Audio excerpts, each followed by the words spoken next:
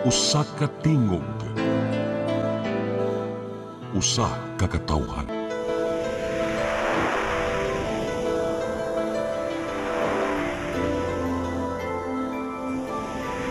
Cebu Catholic Television Network.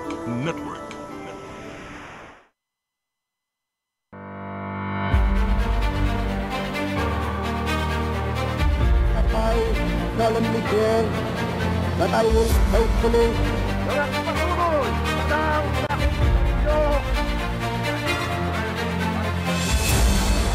if a prosperous and free democracy can be built in the Philippines upon the ruins of war, prestige of man, and the American way of life. Más hermosa lección de diplomacia. All this kindness, all this courtesy. They cannot succeed without the support of our people. We cannot succeed without the support of our people. But I was not fighting for lawyers, but for the people. Nakakadalang-dalang na bumubuo sa isa-sampung kongreso. In times of financial and economic stress, I, Rodrigo Roa Duterte, fulfill my duties as President of the Philippines.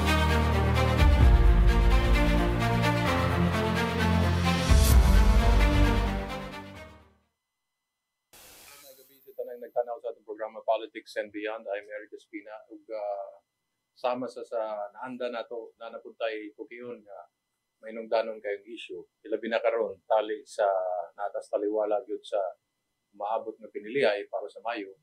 Natay mga lokal pero napuntay mga nasyonal. Ug ang pirmi natin bisita dinhi kay kuhaan gyud nato ug mga mapupo nato mga kaalaman, taga-kauluhan ug iladong tawo kaya nahimo man siyang Secretary of National Defense o National Security Advisor. Nidagan siya karon o nagdagan karon pagka-senador. Malailain ko dili si Secretary Bart Gonzales. Good evening, sir. Good evening. It's always nice to see you and then pick up what's new, what's the latest. Kasama na rin po yung Marites. Out of camera. Hindi kasama sa camera. Ano, sir, overall picture lang. Your assessment. What's happening to the country? In various dimensions, how do you see it? Well, kasi may several factors affecting kung ano nangyayari. Number one, yung biglang pagbaba ng trust rating ng ating Pangulo. Mm-hmm. So, parang pinakikita natin ay yung 16% trust rating. Tapos palagay ko, mayroon pa daw dalawang survey, internal, na nagpapakita na talaga mas mabawa pa si Presidente. This is triggering speculations. Pag internal, sir, ibig sabihin hindi alam ng publiko? Hindi lahat alam. Okay. Kasi yan alam mo naman natin, lahat ng basta leader ka ng isang gobyerno, importante na meron kang internal survey na nakikita mo talaga. Normal yan, sir, as part of governance? Normal yan. Okay. Doon sa normal, ang balita ko talagang bagsak eh. To the point that baka mahirapan makarecover yung trust rating ng Pangulo. Kapag ganyan na nangyayari, that encourages groups. Yung mga medyo tumitingin na lalo ngayon, dahil nga sa pagkaka-aresto kay former President Duterte, masyadong naging serious yung pag-divide ng sentiment ng taong bayan. Kaya ngayon nagiging dominant yung sentiment na baka pwede palitan na yung Pangulo. Yan ang tingin ko ang underlying na sitwasyon natin that affects all other issues. So tapos hindi naman nag-improve ang ating economy. Hindi naman tumitigil ang pagnanakaw sa gobyerno. At yan ay tinitiyan. At yung controversial na ating General Appropriations Act, yung ating national budget, ang ibang parte niyan ay lumalabas na ibig sabihin nire-release na. At hindi binabawal yung paggamit ng funds ng gobyerno. Nasa tingin natin ay given the behavior of some of our politicians, lang ginagamit na for partisan politicking among our people. Yan, nakaka-apekto yan. Kaya ang talagang hanggang ngayon, ang prevailing question, kung sakali kikilos tayo, sino kaya mamumuno? This is what is being asked for. Seems to me that readings of important institutions, influential ones, pwede na kumilos eh. Ang problema nga lang, dalawang question. What are the two questions? Sino kaya ang mamumuno at sino makikinabang? Okay. Those are the two questions that are being discussed among circles of those in the know of what's going on. In the same token, I will ask you, meron din silang internal survey in terms of kay Vice President Sara? Ang lumalabas si President Sara, bumababa, pero maliit. Okay. Talagang ang tingin, si Vice President Sara remains a threat to anybody who are aspiring to be the next president of the country. So she remains to be a major player in that field. Yeah. Is the image of a president and a leader very important? And can there be differences between one or the other? Well, very important ang image. No? Pero more important, of course, is the trust. Ang pakiramdam ng nakakarami, wala yun. When it comes to the president, wala, pabagsak na yung trust rating niya. To a point that people are now speculating the possibility of changing him and removing him from office. Nagsisimula na yung usapan na ganyan.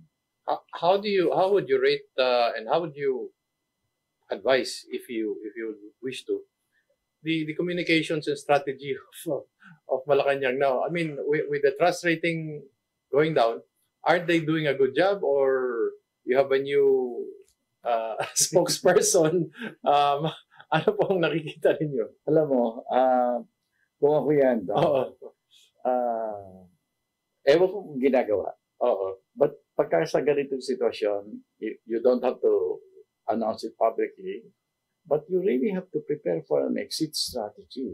Kasi kung hindi mo paghahandaan yan, medyo magulo yan kung walang paghahanda.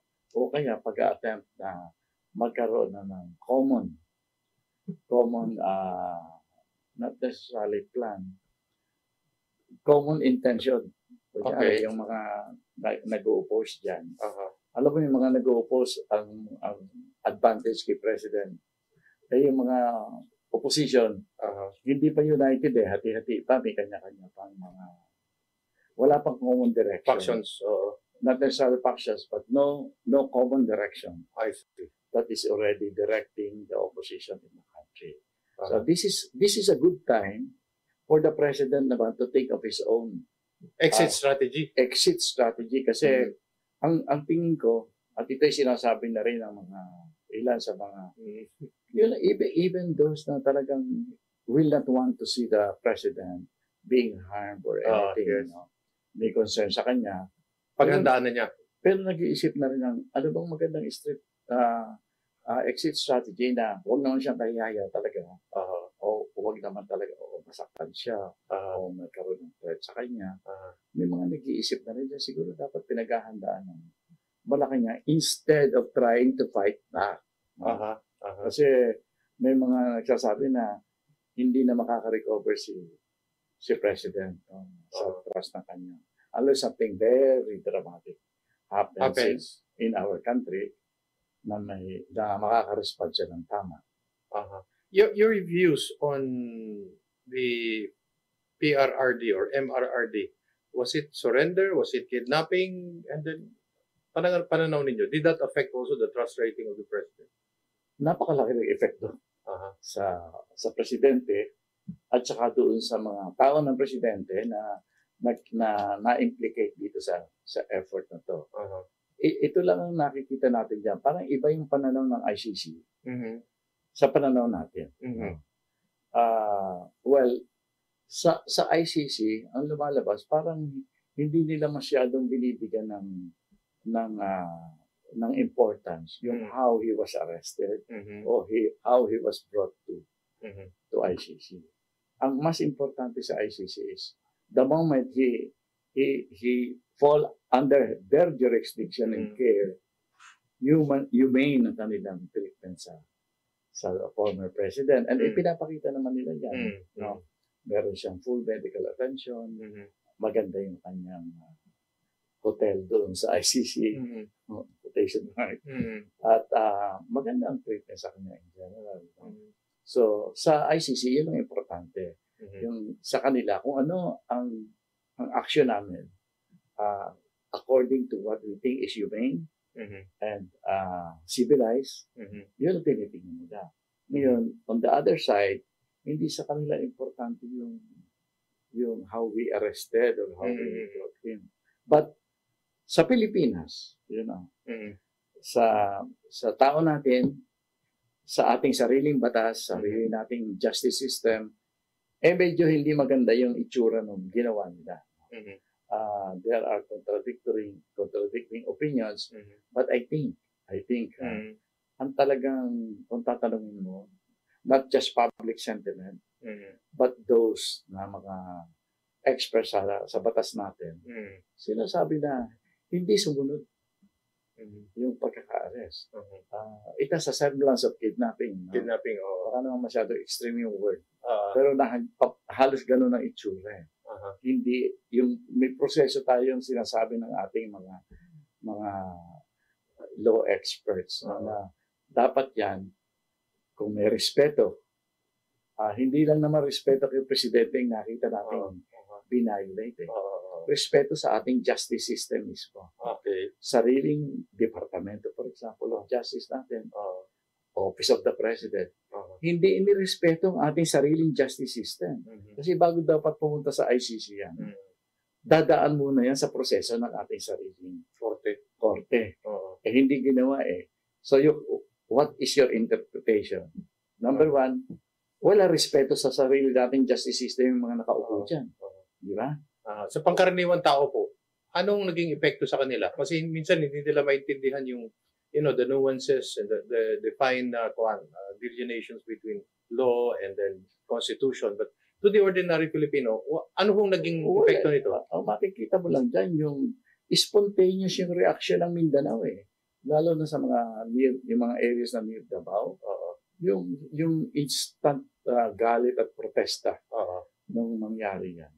Spontaneous talaga, hindi fake. Hindi pwede sabihin fake. Hindi pwedeng bayaran.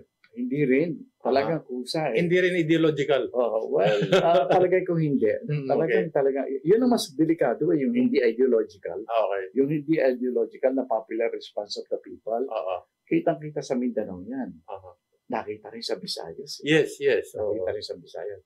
Doon sa Luzon, in general kasi ang Luzon, hindi masyadong maka-Duterte. Luzon. But, in this particular issue, sa mga naikot ko so far, medyo marami na rin sa Luzon. Galit din sila sa nangyari. Sinasabi lang sa akin, hindi namin sinasabi na hindi dapat malitisin ang ating Pangulo. Pero yung ginawa sa kanya, hindi tama yun. Kitang-kita ba na parang inabuso? So what we can conclude here, universally speaking in our country, walang masyadong natuwa dyan sa nangyari niyan. Ang natutuwa lang dyan, siyempre yung mga, hindi naman masyadong influential sa Luzon. Meron din tayong... Nakita ba ng pangkaraniwang Pilipino yung sarili nila kay President Duterte? Kahit sabihin na natin hindi sila supporter ni President Duterte, but did they feel like this is a Filipino that was brought to a foreign court? It's the same way, for example, kung may nililiti sa ibang bansa, pinapauwi natin, eto pinaalis po natin. Alam mo, yung isa mga dakas ko, hindi gano'n ka-sophisticated na pag-analyze. Basta Pilipino sila, gano'n. Basta, tingin nila inabuso kahit na hindi na nga iniintindi, Duterte ba yan, hindi ba yan Duterte, Pilipino ba yan o hindi Pilipino, but of course, Pilipino. Yung pagkaka-aresto sa kanya, abuso. At ito nakakapagtaka to Ako, ang pinuntahan ko, yung isang area na napakaraming nangyari. Sinasabing extrajudicial killing. Yun talagang pinakasentro. Doon sila, mas galit pa sila. Galit pa rin. Galit pa rin. Mas galit pa sila. I'm trying to do one seat eh. Kasi sinasabi niya, what? Sabi niya, kayo ba? Ay, ayaw doon sa pagkaka-aresto kay lakas lang. No. Ay, yung ay, ibang usapan dyan, sir. Ay, kailangan talaga yung justisya lumabas kung tama, okay, guilty or not guilty. Pero talaga, ang pinaka-intense na reaction ay doon sa pagkaka-aresto. Tigil nila kung imagine. Kung titignan mo naman si Duterte noon 80 anyos yun gaganunin mo. Kaya yun ang talaga nakakita-kita ba? At siguro, wala na rin masyadong tiwala ang mga kababayan natin sa ating pamahalaan. Kaya yung mga ganoong kilos na na-highlight pa, na-dramatize pa, nakikita mukhang hindi na tama yung ginagawa ng ating pamahalaan. Okay, we're going to pause for a few reminders, Politics and Beyond. When we get back, Segbert, tatanong ko lang sa inyo kasi nabanggit niya yung nandun kayo sa sentro kung saan nangyari lahat ng EJ case. 30,000 ang palaging pinapalabas na figura. Ewan ko kung tama yan, tatanong ko yun sa inyo yan. Pangalawa, what was the end state of all that and would you have advised it sa pagbalik sa Politics and Beyond?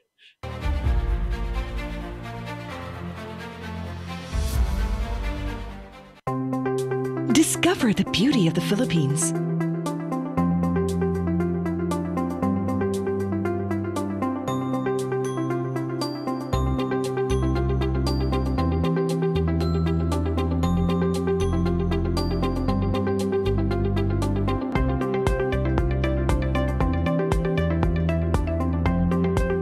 With Philippine Airlines, the country's flag carrier.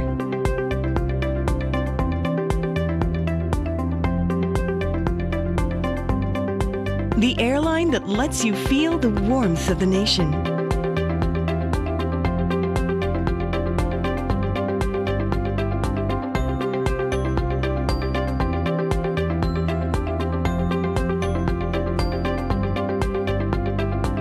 Mabuhay!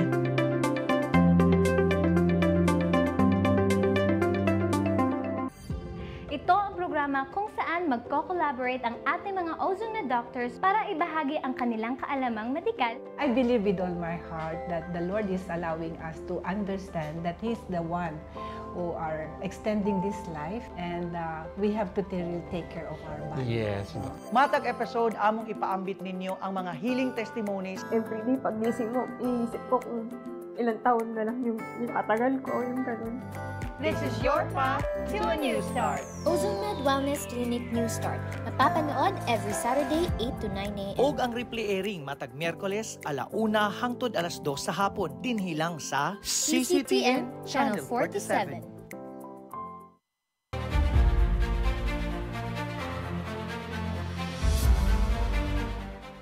Balik sa atong programa Politics and Beyond, hinabi nagyan po nato kabildo nato si Secretary Bert Gonzales. Sir, yung nadidinig natin 30,000 EJ case, kasi yun ang pinanglandakan nila, no? Is that really 100 per 100 or that's just can we trust those figures? Well, maraming sources yan, ano? At kung if you are, for example, napanood mo talaga yung nangyayari yung panahon.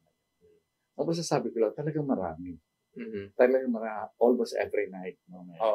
May cases na ganyan. And then, sa mga communities, pinagbubulong-bulungan talaga yan. Okay. So, now the figure of 30,000, all I can say, siguro mas maganda, i-classify natin, hindi nga 30, 35 yan eh. 35, okay. 35,000. So, ang tingin ko lang, ihiwalay natin yung officially admitted by the police. Okay.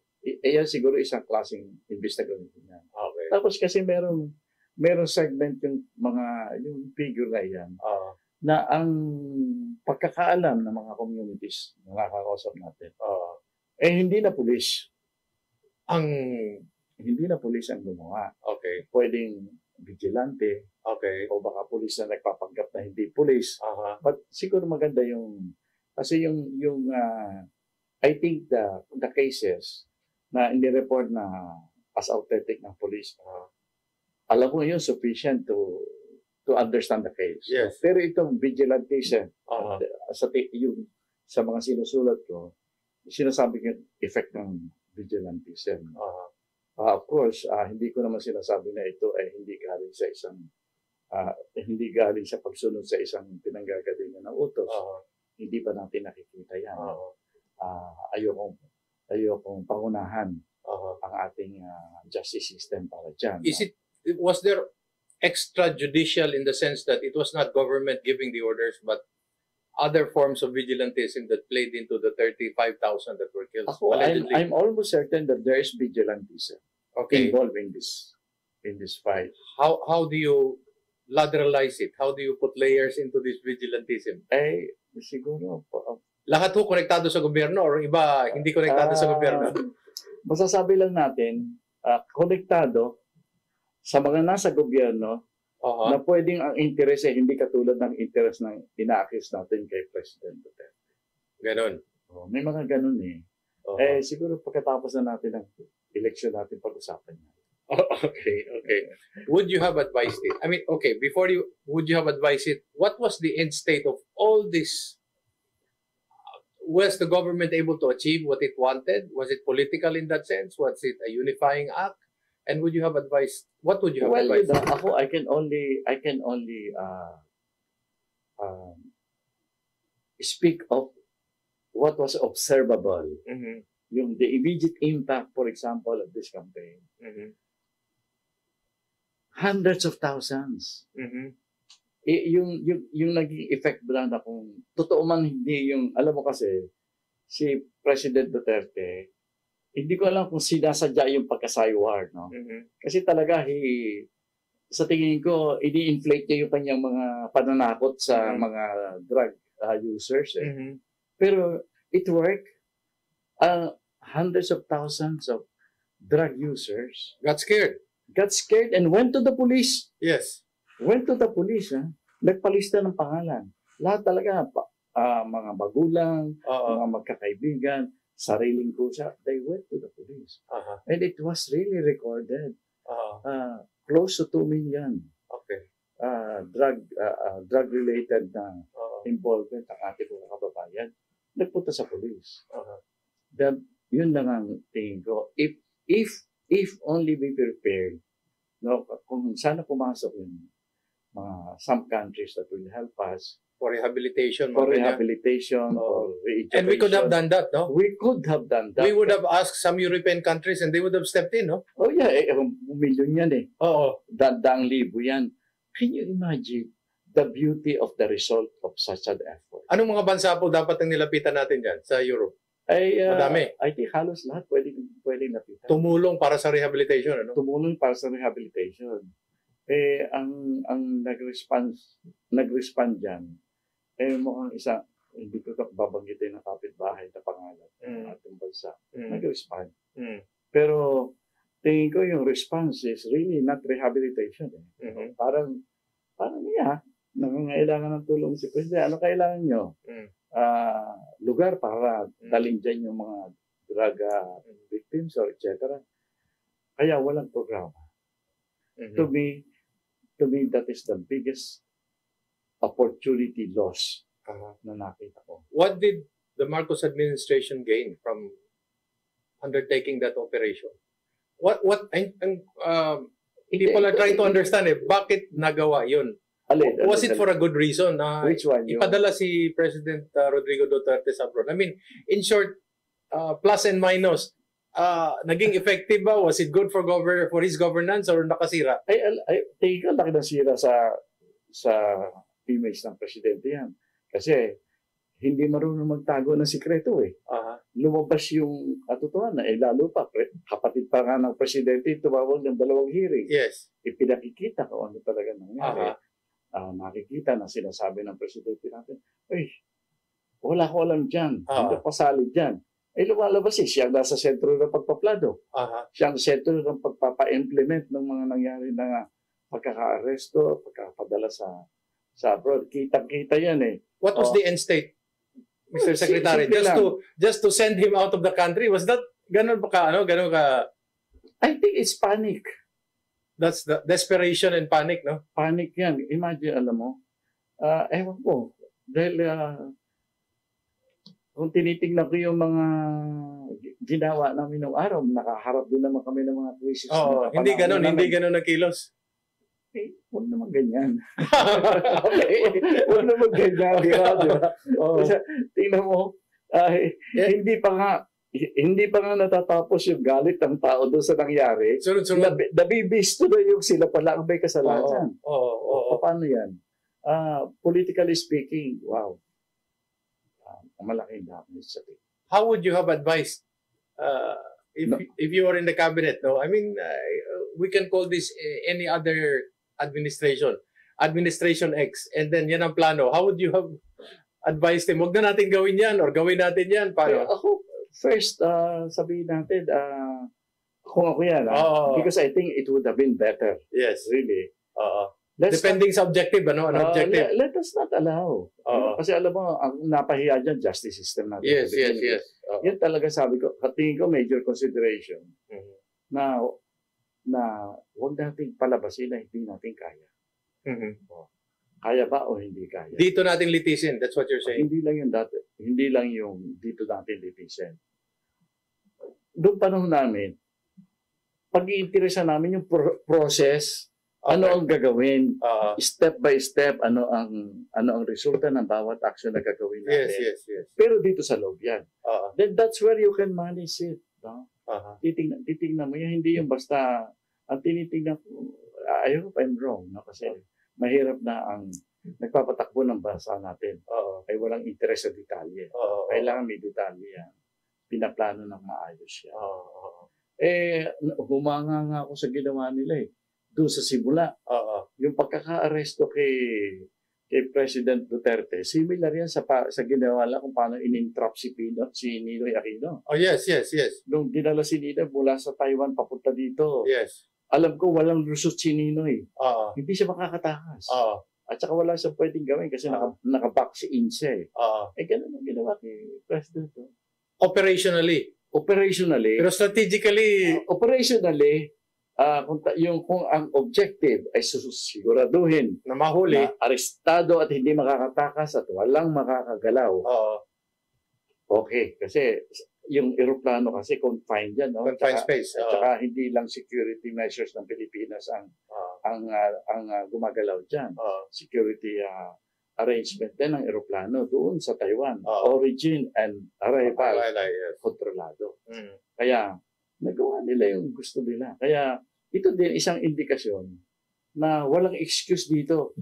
Gusto talaga nilang arestuhin at itapon sa abroad si President kasi walang makakagalaw eh. There was no 13th man that said, no, wag natin gawin yan. That's what I'm saying. Ay, ang nadidinig ko meron. Meron, pero hindi pinakinggan. Hindi pinakinggan kasi overwhelming yung 12 apostles. Huwag naman natin tawagin panic.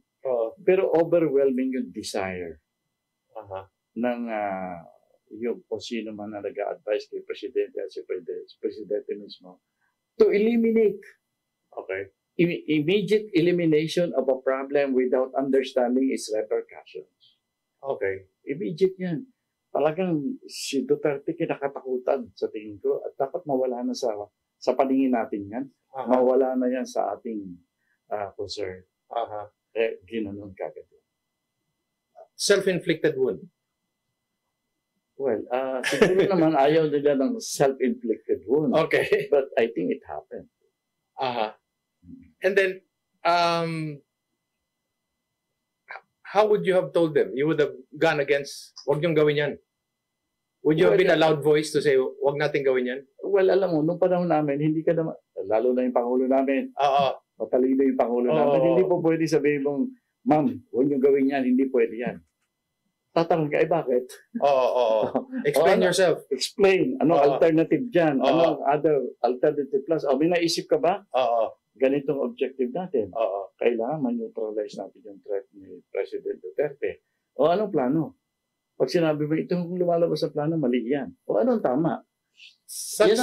That's how the President I knew would do this. Such an operation such as this, would it require the highest approval? Or just people below can do it? Tingin nyo. Alam mo, depende. An action of this magnitude will require approval of the highest official. How he issued the order is something else. Okay. May mga ginagawa. Intervening. Kunyari, yung kunyari, uutusan ka. No? Ayaw masabi na inutusan kita. But I could design a process of ordering you without you directly seeing me telling you, "Boy, do this." With deniability. Normally, yung deniability, yan eh. Excuse yan. Hindi talaga madinayan.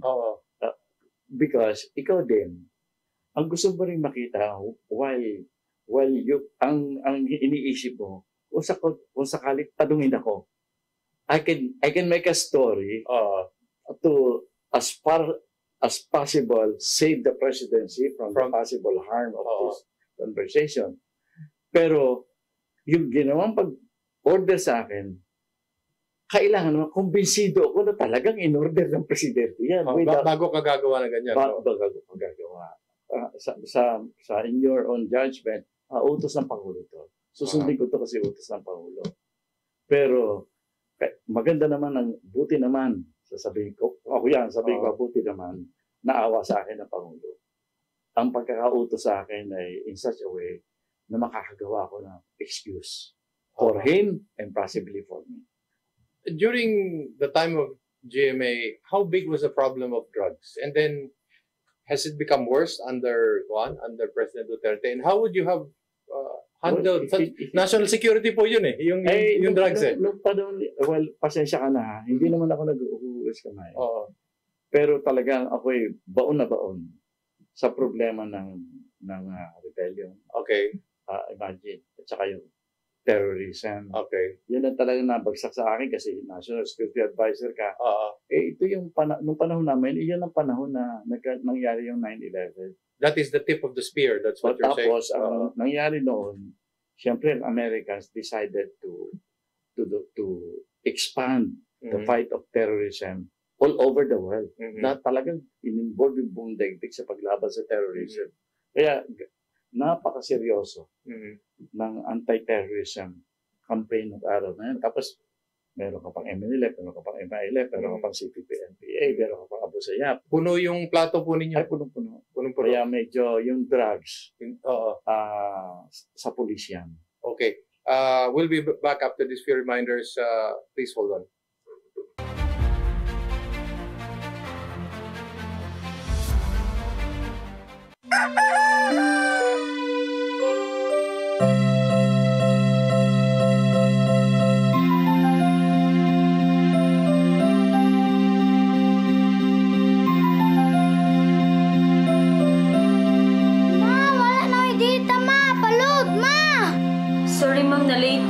Nangita pa mong gugod para internet sa kong anak, ma'am. Ay, wala na yung problema. Pag Sinisibu! Sinisibu! Sinisibu! For your internet connection And for the signal of your cable TV.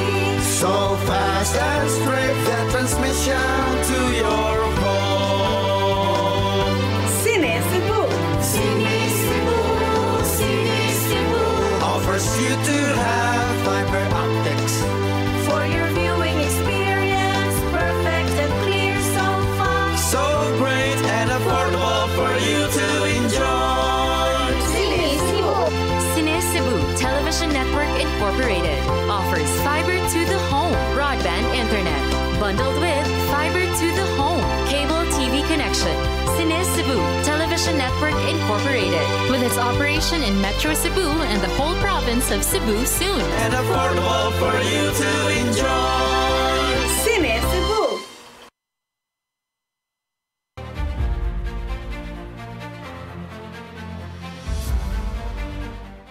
Okay, you're back with us in Politics and Beyond. We're still talking to Secretary Bert Gonzales. Secretary Bert, hindi masya, I understand, no? This was the bigger problem, no? Terrorism, the separatist movement. Pagdating po sa panahon ni Pinoy, 6 years, wala siyang nabanggit tungkol sa SONA niya, tungkol sa drugs. And then, of course, during President Duterte's time, yun nga, the figures started coming out. There was political involvement by some individuals. How would you have handled millions of drug addicts. Kung you are now the Secretary of National Security Advisor, what is the approach? Well, lumabas na yun eh. No, ito isa po dito. Operation of scale yan. Malaki talaga scale yan. Yes. You may have used, for example, the assistance of the armed forces. Okay. Pwede nating i-house yan. Huwag nating isipin masyado you need buildings, etc. Ang importante dyan, you can house them in tents. For example, you can use the camps. Kasi ang sumurrender naman para sa droga, probinsya, region per region. I think, I would consider this just like a national mobilization in preparation for war. Ganun talaga. Then immediate appeal sa international. We need doctors, we need psychologists, we need marami yan. Multilateral, no? Marami. At saka alam mo, I will consider this as a major national disaster. Okay. So, yung technology ng pag-meet ng national disaster, pwedeng i-apply dyan. You know, when I was defense, I saw that. And you will admire the response of the world. Basta alam mo na kung anong hihingin mo. They will come. They will come. At saka in the time that you are able to tell them how urgent the situation is. Ako talaga nung nakita ko yung pumipila yung mga sumusurrender. This is one golden opportunity. What was the problem of drugs local, or was it part of a greater stratagem by other countries to bring down the Philippines? Well, ako, kasi alam mo, what is amazing, nung nagsimula ng lumabas yung istorya ng drugs, ang pumapasok sa Pilipinas, tunay-tunilada. Diba? Parang hindi kayang ubusin ng mga Pinoy. Yes. yung ganyan. So parang sinasadya po? Inoperate talaga. I can imagine, sa dagat. There are extraneous interests. That's what we're saying here. Foreign involved. Parang kasamang foreign. Kasi alam mo, alam naman ng ating security officials kung saan ang gagaling yan. Okay. At saka, kung talagang knowing the countries involved, kung gugustuhin na harangin yan doon pa lang sa labas, kaya-kaya.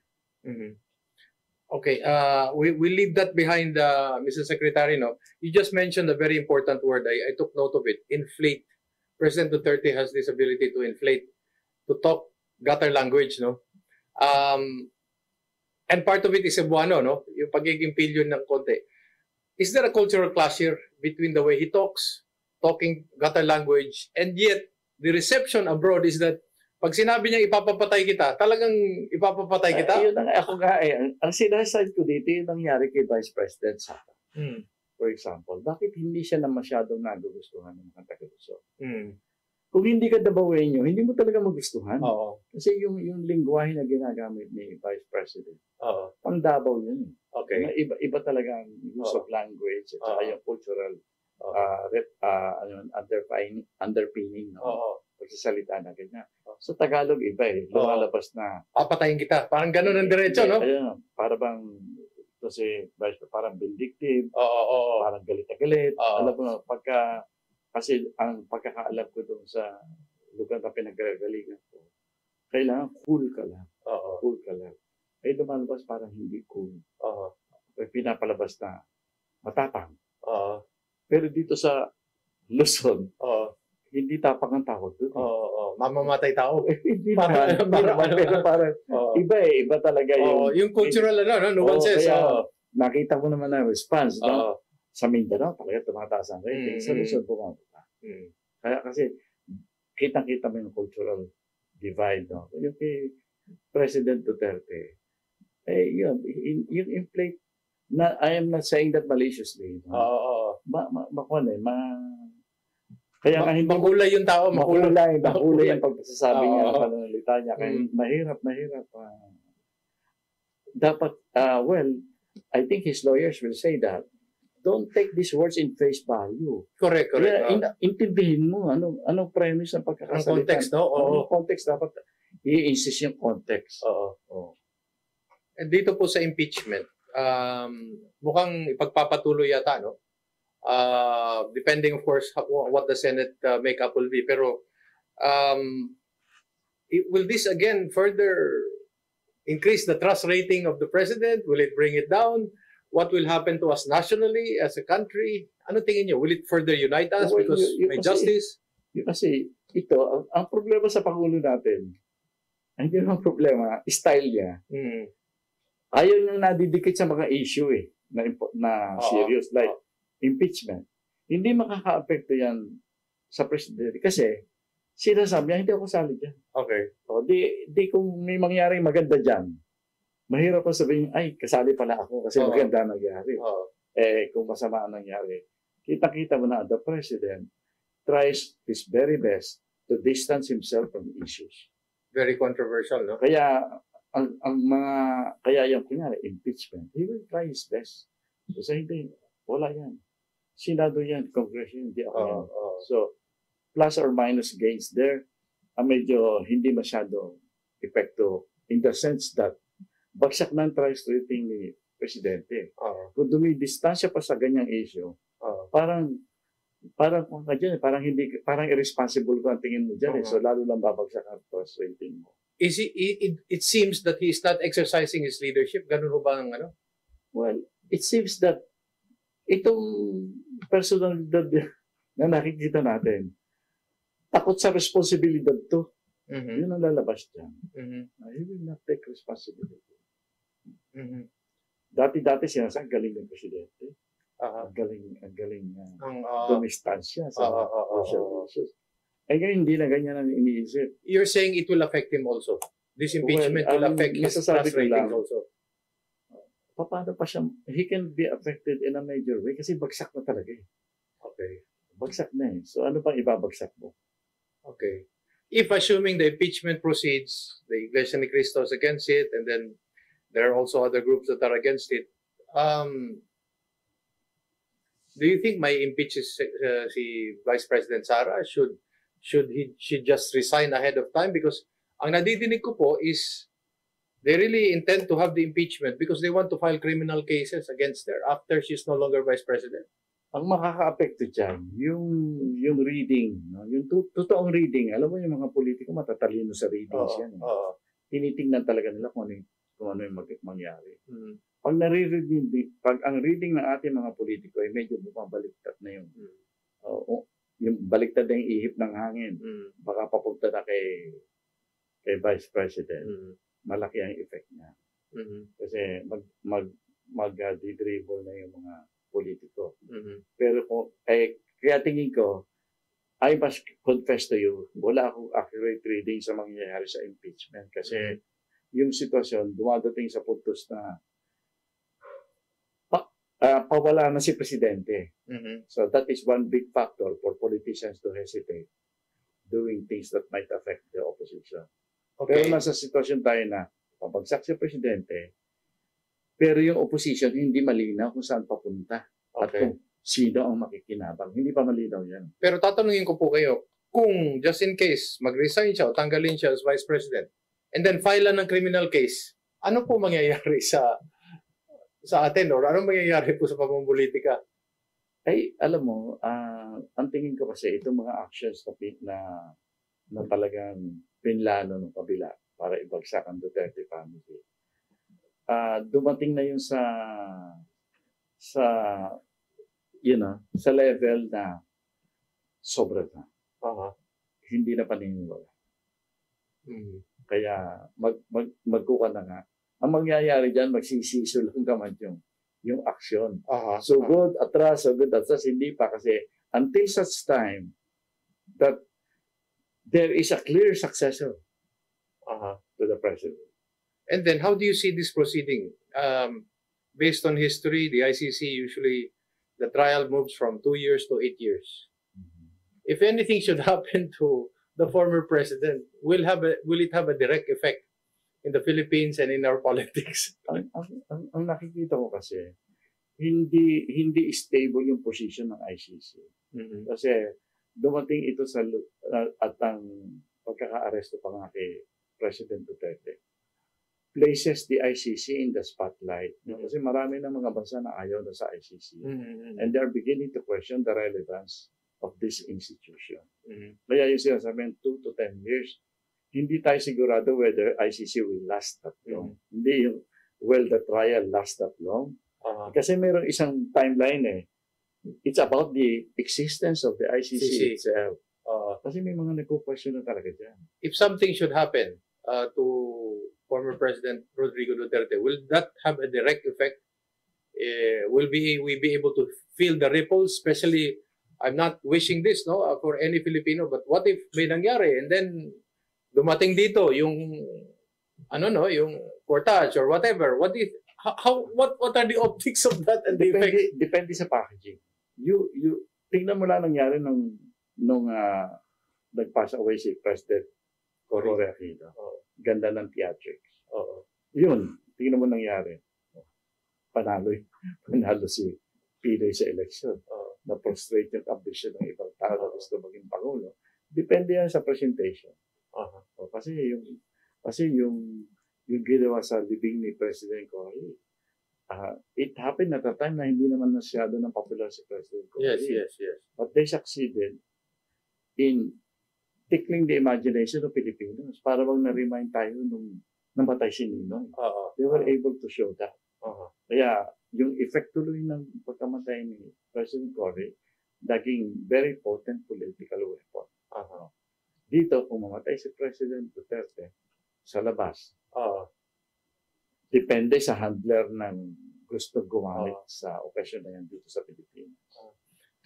With all this happening in the Philippines, is there a third party, internal or external, that is applauding what's happening, this seeming disunity within our country? Ano tingin niyo po?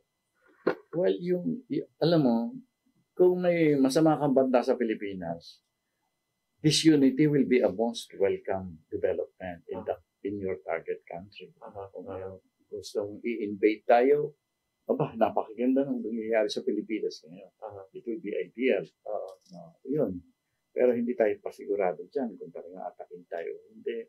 Marami sa kababayan natin ayaw pang maniwala na meron tayong seryosong crisis. Yes. So, but yan nangyayari sa bansa natin.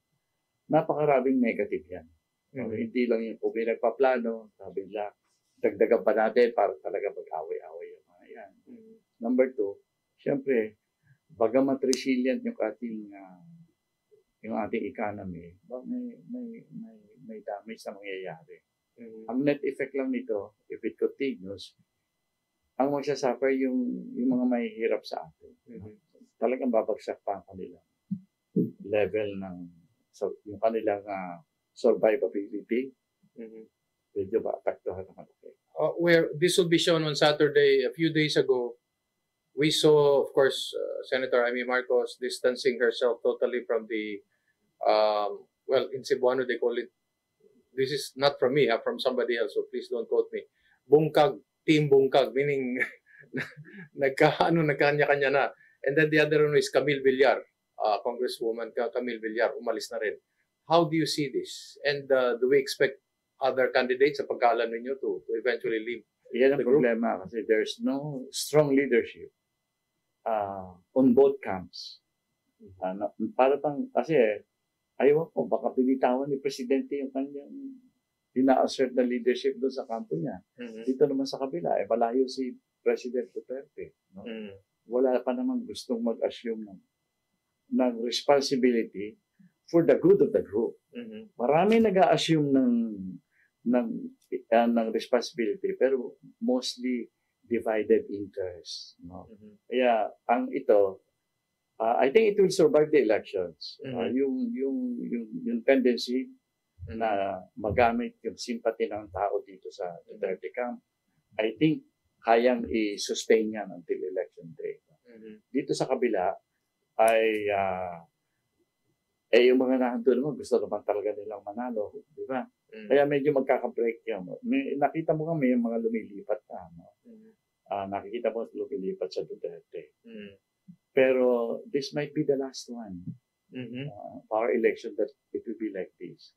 I hope that the byproduct of this is a better elections in the Philippines. Mhm. Pero nakikita ko, More of the same?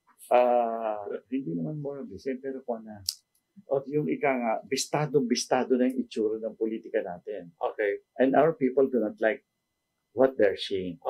So, baka sa susunod na election, ay baka magkaroon ng improvement ang ating political practice. You're running as part of the entire process of elections as a senator, no? Ang itatanong ko po sa inyo is, do you trust our process of elections? Yung Smartmatic, sumabog na siguro yung pinaka-impormasyon niya. Dami ng... Ito pong under mirror. Kasi we are hearing Attorney Glenn Chong say so many things about Smartmatic, and then you have now Attorney Respicio, who is also a candidate. Your own personal assessment. Well, nothing has changed. No? Ako naman, pumasok ako dito without any illusion. Kaya nga, ang napapansin ko lang sa akin is my growing isolation. Kasi while I decided to participate in this political exercise, what I'm trying to do is practically distinguish the kind of politics I am exercising. Kasi gusto ko nga ipakita sa kababayan natin na may ibang uri ng pamumulitika na nangyayari sa more mature democracies in the world. That kung ang pamumulitika ay hindi katulad ng pamumulitika natin, umuunlad yung bansa. Tayo ganito, pamumulitika natin, wala tayong pag-asa umunlad with this kind of politics. Kaya ako ngayon, sumali ako dyan. At the same time, humihiwalay ako dyan. So, iyan na nangyayari. Dapat ganito ang mangyayari. And masasabi ko lang sa iyo is that masakit. Yes. Ang isolation. Yes. Tapos, ang masakla pa dito, yung nakikita kong isolation is because na nakikita na yung pagkakaiba ng tamang politika at maling politika. Ang problema, yung I hope we succeed in talking to the right institutions na huwag niyong sisihin ang electorate. Yes. Hindi naman electorate ang may diferensya. Tama yan. Ang politiko ang may diferensya. So I think that hopefully ang aking shift, hindi naman shift, yung talagang dinadagdagan ko yung emphasis. Huwag natin sisihin yung mga kababayan natin. Yung kababayan po natin nakagapos lang base sa mga pwede nilang piliin eh. At saka sabihin na, kasi walang pinag-aralan, pinakakaintindi. That is not true. Alam ng taong bayan ang tama. Kaya lang, paano kang sasali sa tama ay walang tama. Labanan ho ba ito ng mga taong may isip? Sa mga taong tiyan lang ang tinitignan? I'm not talking about the public po. Yung mga politikong puro tiyan lang ang iniisip. Well, ang tinitignan lang sa politika natin ay yung manalo. So it's a power play. Actually. That is the be-all. Yun kailangan manalo ka. Walang filosofiya. Wala ano nung mga pinagsasabi niyan? Talo ka naman O ano ngayon? Anong mangyari na isa? Kaya yun ang kaya yung tao natin ganun din ang nangyayari. Kinakalungkot ko lumalaban ka dyan. Hindi ka naman pala handang manalo. Kaya ano mangyayari sa iyo? Ano ba talagang gusto mo? Yung mga ganyan nakakalungkot yan Yes. Kasi after all the talking and all the explaining, you feel yourself alone. Yes. Na talagang humihiwalay ka dito sa nangyayari. So, final words po sa publiko. Sa ating mga kababayan, ako po, umiikot na nakikipag-usap sa inyo. Nauunawaan ko po na kung may pagkukulang, pagkakamali sa pamumulitika at politika dito sa atin, hindi po kayong may kasalanan. Hindi po kayong may kasalanan. Kami pong nasa dito, yung nakikipagbakbakan sa politika, dito namin titignan ang kamalian ng politika natin. Hindi kayo ang sisisihin. Kaya, dasal tayo sama-sama. Mag-isip tayo. Darating ang araw na maunawaan ang daigdig na hindi naman kulang sa pag-aaral ng mga Pinoy. Na tayo ay hindi kulang yung ating moral ascendancy. Nandiyan yan sa puso natin. Huwag niyong itatapon yan. Huwag kayong papayag sa sabihin na kayo ang may diferensya. Ang mga namumuno natin sa politika, ang may diferensya. Iyon ang pagtuunan natin ng pansin. Kaya mga kababayan, dasal, tapang, at dyan lang kayo. No giving up. Salamat po. Okay, muna'y kinatibukan sa atong sa kauras nga pakingkinabi, pakingkulukabilda sa kabildo sa atong pinanggang Secretary Norberto Gonzales. And thank you again for allowing us to peer into your thinking and your thoughts and your emotions. Kasi importante po ngayon lalo na kayo dahil ang tao ay naghahanap ng ilaw. At sila po ay parang nasa isang alimpuyo ng dagat na dumidilim po eh. Kaya kailangan nila ng mga ilaw na siyang dudukot sa kanila para mapalayo po at mapunta sana sa mas magandang umaga. Ang ganda na sinabi ko eh. Kakantya mo sana kita. Lalim naman ang Tagalog po. Si Bono po ako. Si Bono po ako. Baka kung saan mapunta yung... Because yun sinabi mo. Tama. Oo. Kasi sa parte ko po, nakikita ko kayo, nakikita ko po yung mga magagaling na tao sa Pilipinas. Nakakalungkot lamang. Yun lamang po ang akin. At sana po darating ang panahon na yung mga nauna sa atin ay hindi reforma ang makikita nila, kundi a generation of correction where they would like to be reborn in these Philippines. Daghang salamat si Eric Espina sa sunod natong pagkakuyog. Thank you very much, sir. Thank you.